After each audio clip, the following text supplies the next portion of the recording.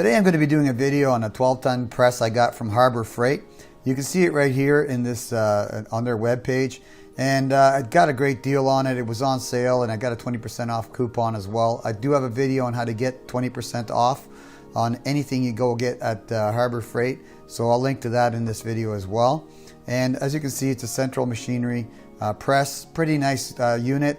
This is the item 60604. They do sell another item which looks identical. I don't know what the differences are between them, but just so you know, this is the 60604. The reviews on it are quite positive, and it is an improvement over the older 12-ton press they used to sell. Looks like Harbor Freight is actually listening to their clients and to their customers' feedback, because if they added a bottom plate here and screws to mount to the actual hydraulic press, as well as these straight bars here at the bottom to strengthen the whole frame. So quite a few improvements on the entire unit.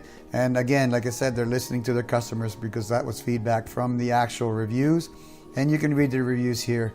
I will link to both to this actual press on Harbor Freight. I did find a 12-ton shop press which was identical by the looks of it here on Amazon. And again, I can't vouch for it being identical, but it certainly looks the same. And it's available for $209 there on Amazon. Now, understand the price difference is primarily, I would say, because of shipping. This is a heavy-duty steel I-beam kind of unit, so it's not light, it's pretty heavy, so shipping is going to cost you on this. So if you want to ship to your door from Amazon, you're going to have to pay a little bit more. I will also include a link to the actual manual or assembly manual here from Harbor Freight in the video description below, as well as the links to Harbor Freight and the actual Amazon press as well in the video description, and any tools that I use to put this thing together. So the first thing you want to do before you start anything is you want to take this out of the box, and you want to actually compare the parts list and make sure that you have all the bolts, nuts, pieces that you need prior to starting your assembly. You don't want to get halfway through it and figure out you're missing parts. Best to start with all the parts there. So verify you've got all the parts. Once you've got that done, then we'll go on to assembling the unit. I think it's pretty straightforward to put it together. From the looks of it, quite simple, and looking forward to getting it together so I can actually work on my car, change bushings on my car, change bearings on my car. You can even pull out worn out studs from from your wheel studs, or you name it. There's 1,001 uses for a 12-ton press. I saw a guy on the internet using this on YouTube to make rings out of silver coins. So pretty cool, all the different things you can use a press for. Again, for the price and for what it's going to save me, I'm sure it'll pay for itself in no time at all. So let's get all the parts out and get it put together. Here's the whole unit as unassembled from the Harbor Freight store. I got it packaged in 2 boxes. The longest one is 4 feet 7 inches long, and the total weight here in both boxes is 106 pounds. Here are all the components that came in the box for this 12-ton press. You want to confirm that you have all the components and parts. In your owner's manual, you'll see a list on page 10, and verify that you've got all the bolts, nuts, pieces that you need prior to putting this back together. I will put a unboxing montage for the main components in the large box, just in case you have to put it back in the box and have it replaced because of some damaged part. Now, there is one optional component here, and that is the jack oil that you see right there. And I will post a link to some hydraulic jack oil in the video description below at Amazon for yourself. You may be able to source that locally as well. Again, it's optional, but I did read in the manual that they suggest that you bleed the hydraulic jack prior to using it. And you know, I'm going to do that, and I will video it. And I will also top up the fluid before and after doing the bleed. Here are all the supplies and tools that I use. Some of them are optional. I'll tell you which ones are. First of all, I used a nice 24-inch square. Now it's up to you whether you use one or not, but I recommend using one to get it nice and square. I've got a cordless impact wrench here. Again, optional, you don't need to use it. You can get away with just using the wrenches. And then we have a hex key. This is a number 6, you can use just a hex key, no problem. Optionally, I used a socket number 6 hex key, and this is what I use to torque the actual jack to the mounting plate on the M8 bolts. I've got a 19 millimeter wrench, a 17 millimeter wrench, a 14 millimeter wrench, and an adjustable wrench. The adjustable is optional, you don't need it. I've got a 19 millimeter impact socket and a 17 millimeter impact socket. You don't need impact sockets. You can use regular sockets if you wish. That's just what I have in my tool case. I like the impact sockets. They're tougher. A 1-inch extension came in handy for the base. Blackjack oil. This is hydraulic jack oil. It is optional, but I strongly recommend you changing the oil in the jack, because when you see the video, you'll see why. And seriously, I recommend that you get 2 bottles. These are 8-ounce bottles each. I'll put a link to all this stuff in the video description anyways. So any jack oil will do. I just use blackjack, and 8-ounce bottles. I've got 2 torque wrenches. Again, these are optional. It's not required to build the actual press, and it's not a tool that is required inside the instruction manuals either. So again, there are some optional steps in my build of this tool. Again, it's up to you whether you do them or not. I'm not taking any responsibility for any modifications. Again, this is a inch-pound torque wrench. I torqued it to 132 inch-pounds, which equals 11 foot-pounds. This is a foot-pound torque wrench, and I used it to torque the top bolts on the head unit to 37 foot-pounds. And this is a rubber mallet, and I used it to actually adjust the base piece, or the base feet or legs, to get it nice and square before tightening it up. I used of course, the torque wrench to get the proper torque on those bolts as well, which was 21 foot-pounds. So here's all the stuff, all the tools and supplies that I used. Like I said, some are optional. I strongly recommend you getting 16 fluid ounces of hydraulic jack oil and replacing what comes in the jack. Again, watch the video, you'll know why I'm saying that. So I've confirmed I've got all the hardware here, all the hardware you need to assemble this press. And nice thing is that they actually had the bolts and the washers all already pre-assembled. In other words, they're all together where they belong. And therefore you should keep them together until you're going to bolt it onto the actual press itself. And I will be giving you the torque values here, and you'll see these are all metric, and they're stamped 4.8, so they're a class 4.8. And the actual torque values for that maximum for the M12s, which are the large bolts, that is 37 foot-pounds. The others, which are shorter ones here, the smaller bolts, they're also tagged at 4.8, as you can see there. And we got 8 of the actual M10 by 20s here, and 4 of the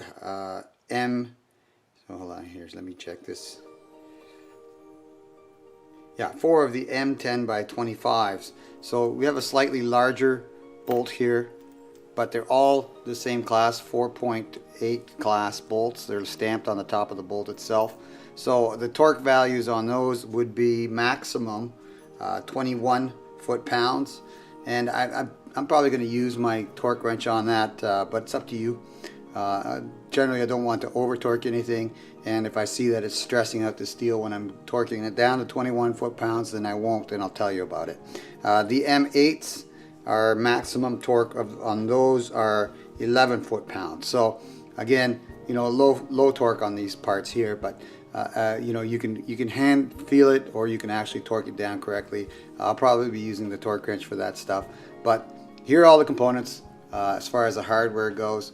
There's springs and pegs and other stuff, but this is the actually assembly components. So we're going to go from there. ready to start assembly here. I'm going to be using an impact, cordless impact wrench. You can use a regular 17 millimeter wrench or a ratchet with a 17 millimeter socket. You're going to need the you're going to need the 4M by 1025 bolts. These are the longer ones of these shorter type of bolts. And you're also going to need the M10 by 20 bolts right there as well to assemble the base and the feet of this actual unit. So we're going to start with that. Basically the way this works is you see that the orientation of this beam with the C pointing down towards the floor. The leg supports, or what do they call these, base supports, will fit like so, and on top of that you will have the bottom frame support, and it will fit in like so. And we're going to use the longer bolts through here to actually get these this frame support attached to this beam, and then we're going to attach it to the other side too. So let's get that done. Okay, we're going to start with what they call the base section, which is this thing, which looks like a foot really, but regardless, we're going to start with that here as such. And the next part is going to be is the bottom frame support, which will go on top of this like this. So making sure that the roofed section of it, or the peaked section of it, points towards the top of the actual press. And then we're going to put our bolts through the bottom. And these are the M10 by 25s. So just put the bolt through like so. Hold her down. Apply the washer. Apply the nut. And I'm only going to get these down snug. I'm not going to super tighten these nuts and bolts down first. I'm just going to get it assembled and loosely assembled, and then I'm going to tighten them down and square the whole thing to make sure it's square with my square. So there we go again, second one, second bolt through the bottom there. Hopefully you can see that. And put the nut on top as such. Now the whole thing's more or less assembled there, but kind of loose. Here we go. Get you a better angle here. There we are. Two bolts. Two bolts through the bottom. Washer and then a nut. I'm going to just snug those down, and then do the other side on the other C beam. So let's just snug those down. Use my 17 millimeter wrench at the bottom and my impact driver on the top, and put it all together. Again, not going super tight here. I just want it snug enough that it's, you know, somewhat movable like that. And then I'm going to square it all up with my square, make sure it's good. And then at that point, once I got it square, or I know it's square, then I'm going to do the final torque down on all these nuts. And I'm going to, of course, use my torque wrench, but you can do, you know, you can torque it down to whatever you'd like. So let's do the other side. Over there.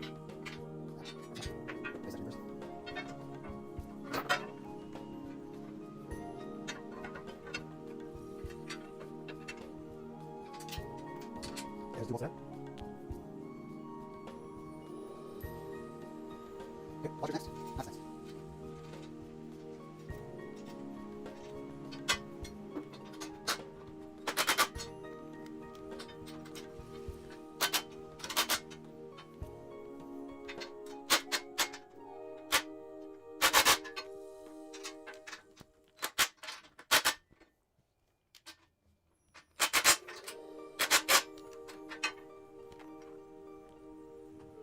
All right, that's the base section assembled. I'm going to square it afterwards. But right now there's also two little straps that go from here to here and from here to here that have to go in. So we'll do those next. This is the only part in this assembly where I'm going to deviate from the actual manual. This is called the base section support, and it goes right here. And I don't know if you can see it or not, but there's a large gap between the C beam here and the actual base section support. I'm going to put a lock washer in between that just to, you know, stop the bending of this as much as it's going to when I torque it down. I'm sure it'll still bend some, but it won't bend as much. So again, I can't, you know, don't follow my recommendation. If you want your warranty status with this to continue, just assemble it the way they want you to, but I don't like that gap and I don't want to bend this putting it in. So I'm just going to put a lock washer in between there. So these are the M 10 by 20s. So put one in here. I'm going to use my lock washer, probably use maybe 2. There we go. 2 is too many, make 1. There we go. And then I'm going to put my plate on here.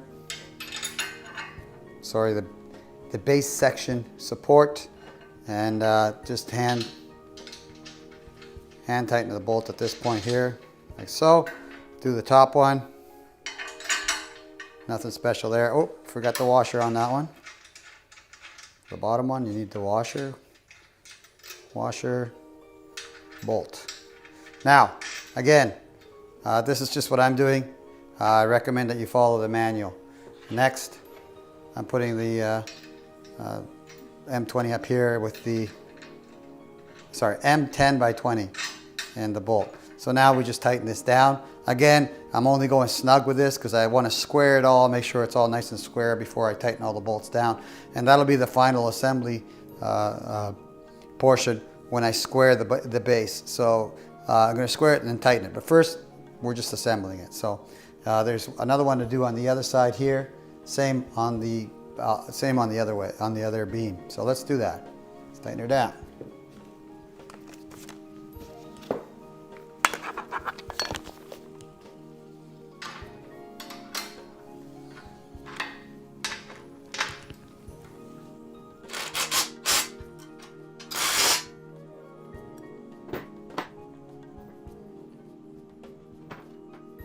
The other side.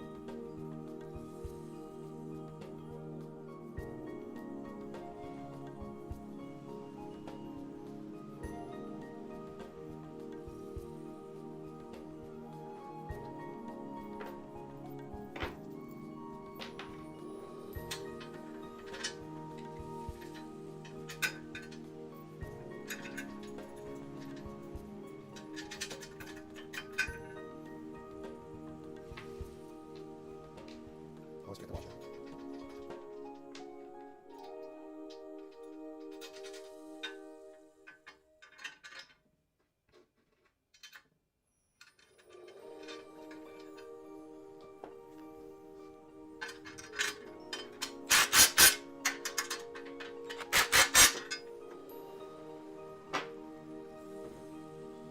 So rinse and repeat on the other side.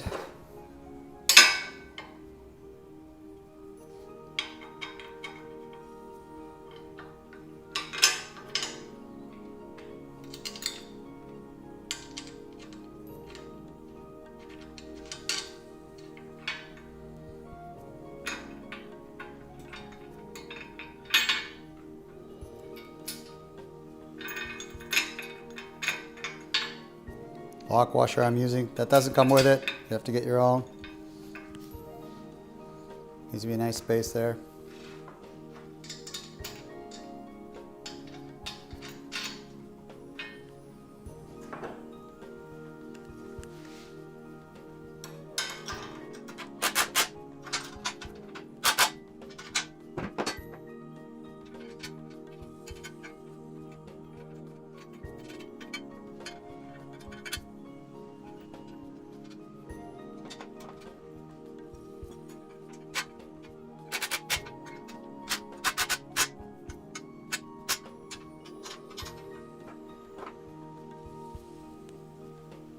So that's the base section assembled. What I'm going to do next is put my square on it, make sure it's good and square all the way around.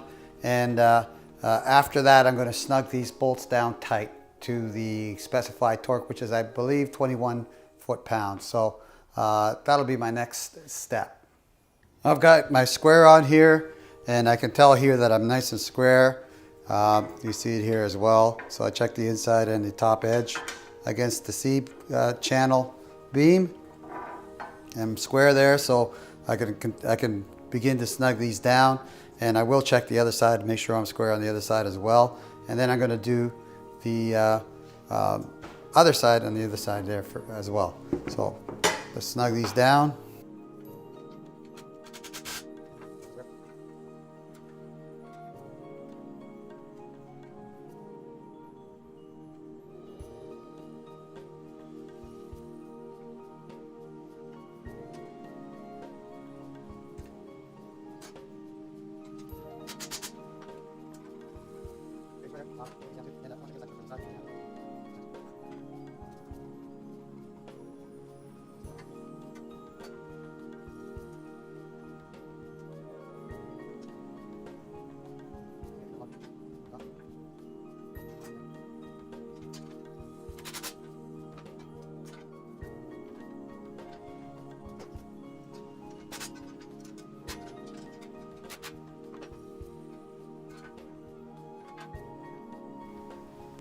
All right, I'm square on the top, square on the bottom. The bolts are all snug. I'm going to actually at this point use my torque wrench to get those down to 21. Currently I want to also make sure that the other side is nice and square as well prior to tightening anything down.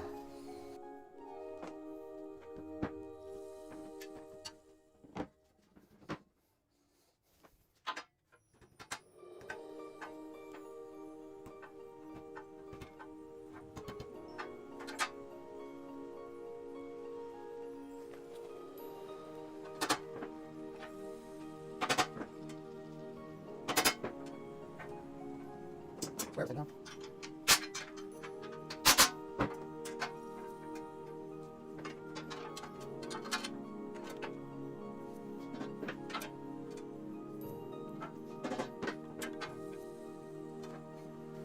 All right, square top and bottom so I can continue tightening here.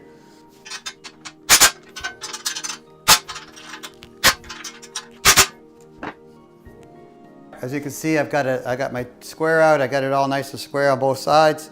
I suggest strongly that you do that. I got the bolts quite snug here. I'm going to test them with my torque wrench down to 21 foot-pounds and then go from there. You can forego this step if you don't have a torque wrench. Just getting it snug with your wrenches would probably do the job, but I like getting it right. So at 21 foot-pounds, I got the torque wrench set to it, and I'm just going to torque them all down.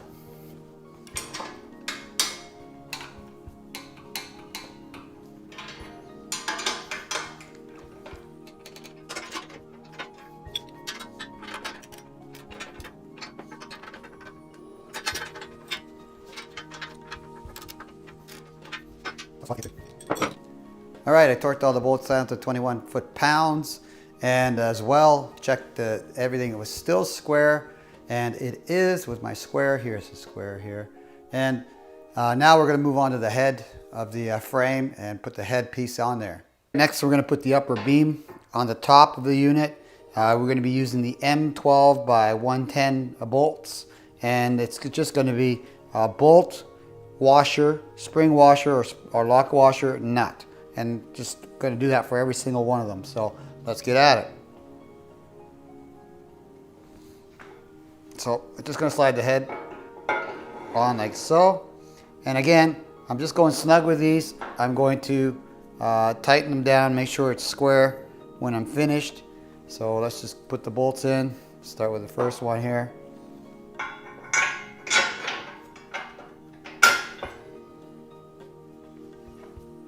Washer, lock washer, spring washer, whatever you want to call it. We'll get that snug and do the rest.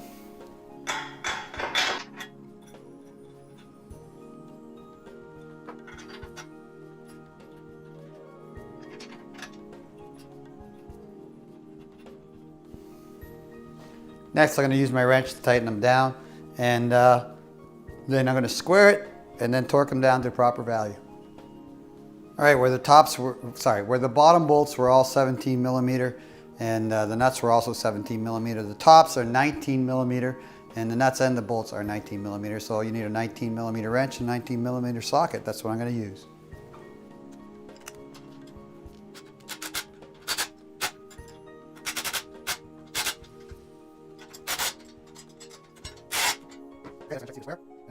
All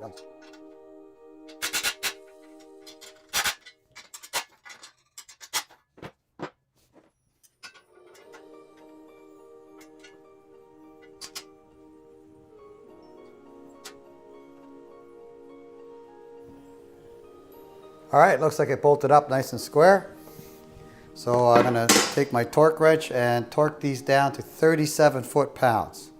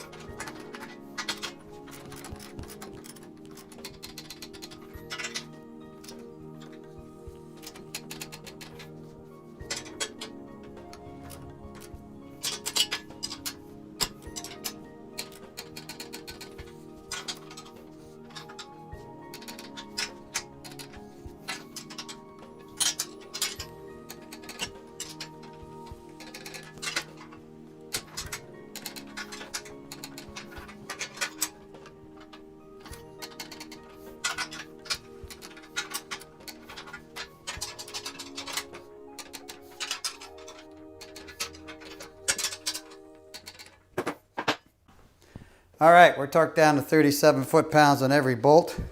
And as you saw, I had to go through it a few times to get them all to go torqued down. And I'll show you what it looks like when it's clamped on. It actually did compress the beam a little bit against the C channel, which is fine. It makes it tighter. So I'll show you that next. So see here, you can see where the upper beam has been pinched onto the C channel, and that's at 37 foot-pounds. So I'm not worried about it. That's what the bolt is torqued for, and it's nice and solid that way. So I'm leaving it like that. And like I said, you could see where the actual metal was pinching because the torque values on the top nuts kept changing. I kept having to retorque this down. So when they stopped moving, I knew it was down, and I'm done. So next, we'll go to the next step. And as you can see, the 12-ton press is starting to take shape. Next, we got to put on the press apron on there, and that as well as the support pins for the press apron. So that's what we're going to do next.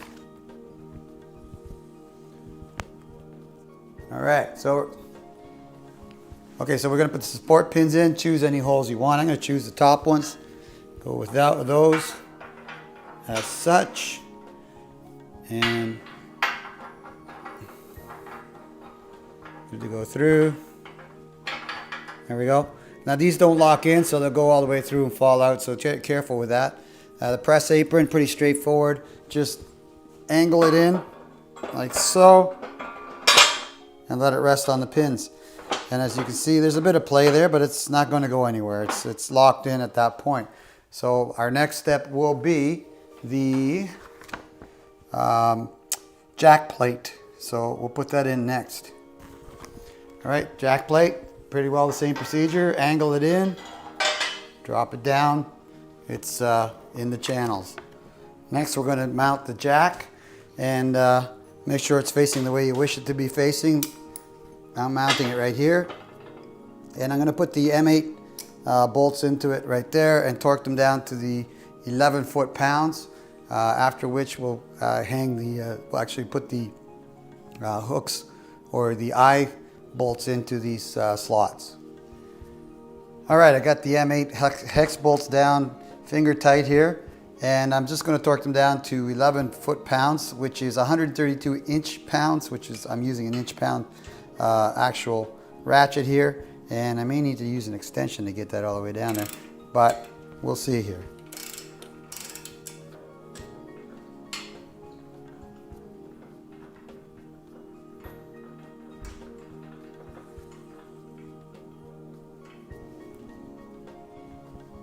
All right, I'm going to torque it down to 11 foot-pounds or 132 inch-pounds. And again, this is not stipulated in the manual at all. I'm just doing it because I can. If you just get it snug, I'm sure you'll be fine for you.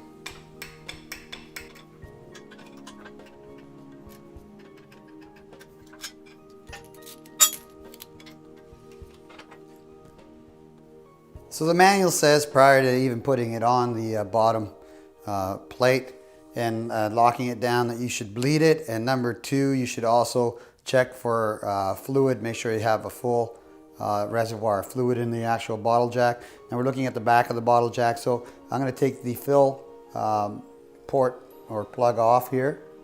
And then we're going to fill it up to the top, at which point it should just be trickling out. So pull that plug off of there. Appears to have some suction to it. There we go. So now we're going to fill it, and you know, till it drips out the hole. That's how you know it's full. Make sure you have it more or less level here.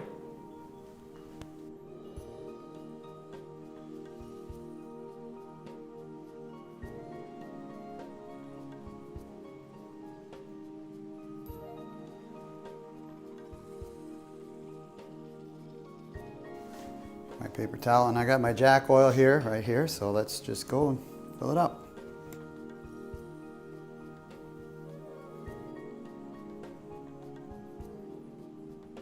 It's not leaking out yet.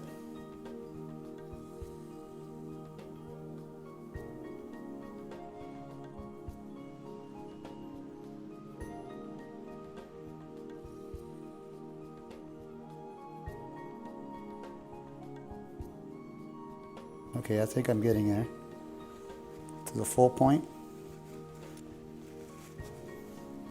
Give that a little bit more. Yep, that's full.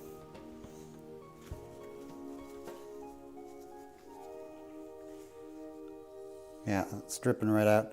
And if you level it out here, you'll see that you get some more out of it. So at this point, I pretty well know I got it full. And I'm going to put the plug back on. It's not quite level when it's in there, so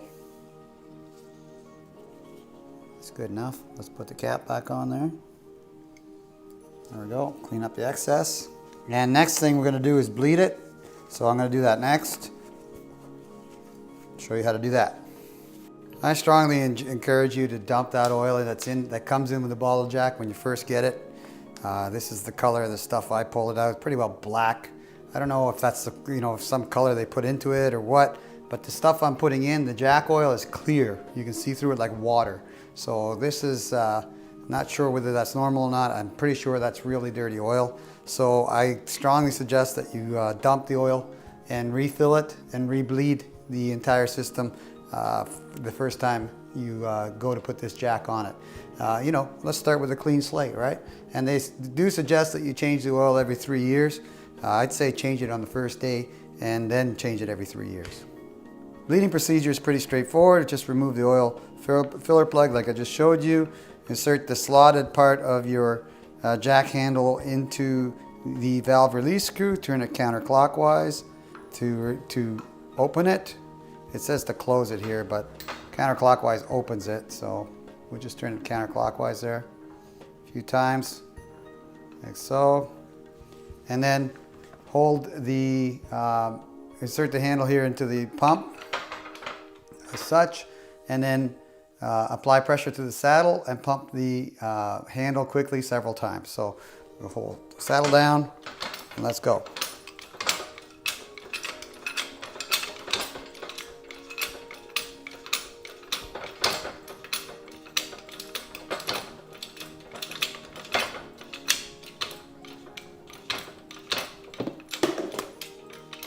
Sorry. That should do it. So torque it down, close it, and then check your oil level. Make sure that you're still filled up, because if there's a lot of air in there, the oil level is going to go down. So let's close the valve by turning it clockwise. There we go. And let's test that pump. Yep, seems to be working.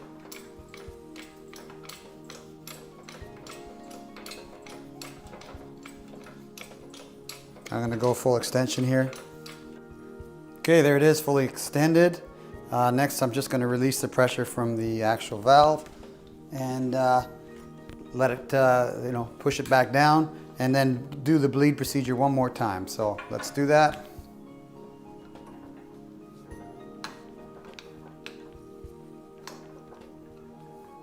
All right, that should do it.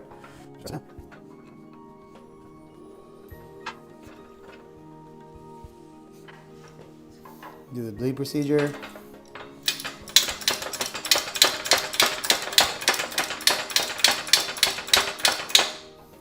Lock it down, and I'm going to fully extend it one more time, and then check the oil level like I showed you earlier, and then we're done bleeding it, and then we can continue finish assembling of the assembly of the press.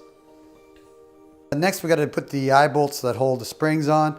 I'm going to do that, and they don't have any real instruction on how to adjust them. So basically, my motto or my philosophy is stretch these springs as little as possible, and and basically get the jack to operate all the way down and all the way back up again. So that's what my procedure is going to be on this. How far that's going to be, or how much of the eye bolts are going to be sticking through the bottom, I don't know yet, but we'll find out.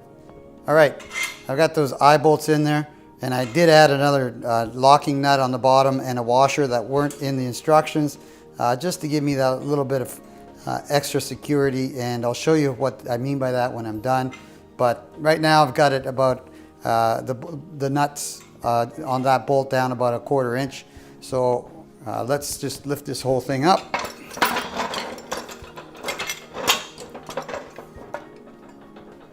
Like so. Put the springs in, like so. As you can see here, those bolts aren't through far enough to raise this jack all the way to the top. So I'm gonna have to adjust them a bit more, probably another 1/2 inch to get it up to the top, maybe a little bit more. And when I'm done, I'll measure how much of the bolt has gone through the actual nut, and I'll show you how I'm gonna lock these down so that they don't come off of there or unscrew on their own. So I'm gonna adjust them and then come back. All right, you can see both bolts here. I've actually got a washer on top of the bolt, which is not part of the kit. I added that washer myself, so if you want to add a washer, that's up to you. It's not a lock washer, it's just a standard washer. And again, it's my modification. It's not a recommended modification, just something I did. I'm sure it won't have any issue on your press, but regardless, the nut is all the way to the top of the eye bolt, so you could actually secure it at that point by tightening it down. I'm going to put a second nut on there, like so, and then I'm going to counter tighten both sides against each other so that both nuts will hold each other, or basically lock each other down. So I'll show you what I mean. These are 14mm, by the way, so let me just get that. There we go. So I'm just locking them against each other by, basically going clockwise on one and counterclockwise on the other, and that'll force them both to be jammed together. And I'll do that on the other side. Now again, that's my modification. It's not what they recommend. In fact, they don't even recommend anything on these things. They just say put the springs on. So that's my mods. I put a washer in there, and I'm putting 2 bolts had around here. One came with the kit, the other one I just had lying around here, so I'm just going to hold it down and torque them against each other, and that should lock them on there a good long time. And then we're going to test it. All right, I don't really have any real work to do here yet. I'm going to use the press for working on my Santa Fe all-wheel drive, and the bushings are what I'm going to do first, the lower control arm bushings, but currently not ready to do that. So I got just a little flat bar of steel here with a hole through it. This is an old bit that I had lying around, and I'm going to use the ram to go through it, and I'm going to protect the ram with this cap here from my four-wheel drive press kit and see how far I can ram it through there. Okay, I've got it centered up as well as I can there, and I'm just going to continue pumping until it presses down on it. Just to make sure I'm going in nice and straight. Again, this is just a test. I'm not really pressing this for any real purpose other than to test the press.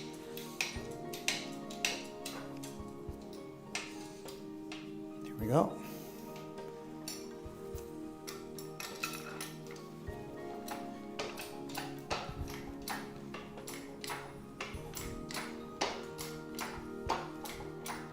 You can see it's bending the steel and it's pressing that bit right in there without any issue at all. I mean, I'm not using any real pressure. I'll show you what it looks like when I'm done here.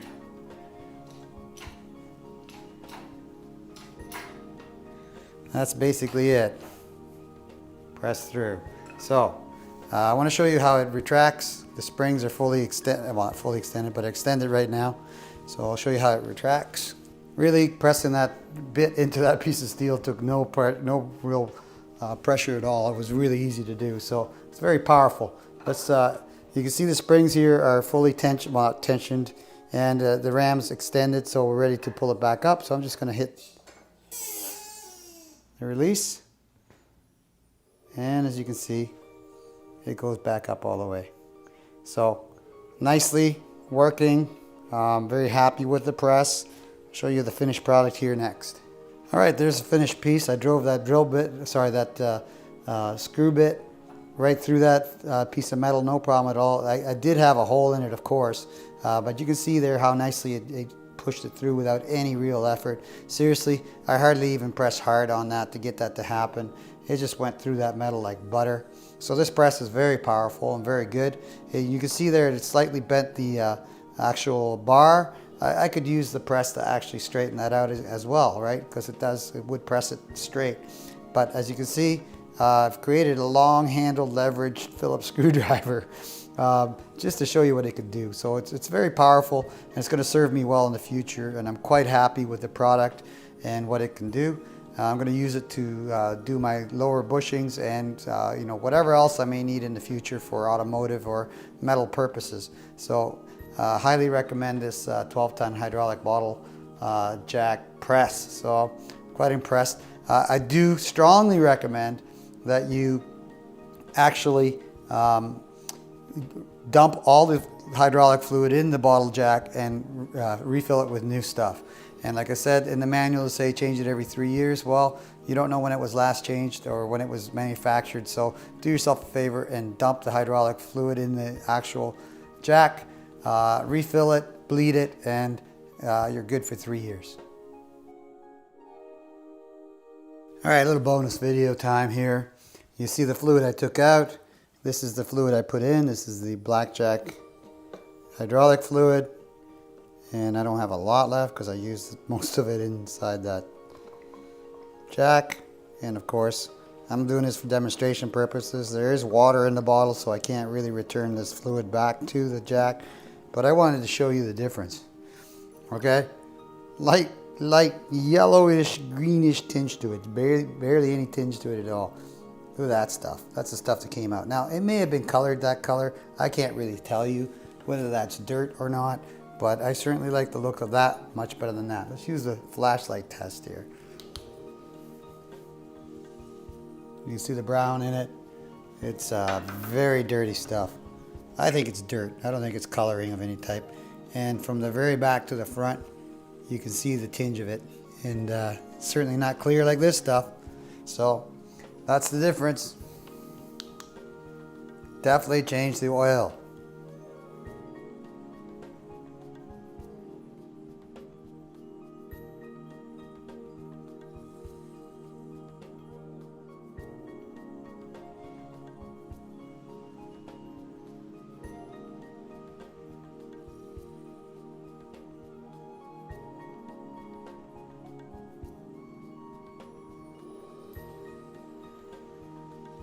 That's it for my video. Thank you very much for watching. If you like this video and it helped you out in some way, do me a favor, click on the like button right down here. And if you wish to subscribe to my channel, just click on this link up here. and that should subscribe you to the Richard Lloyd channel, or Richard Lloyd USA channel.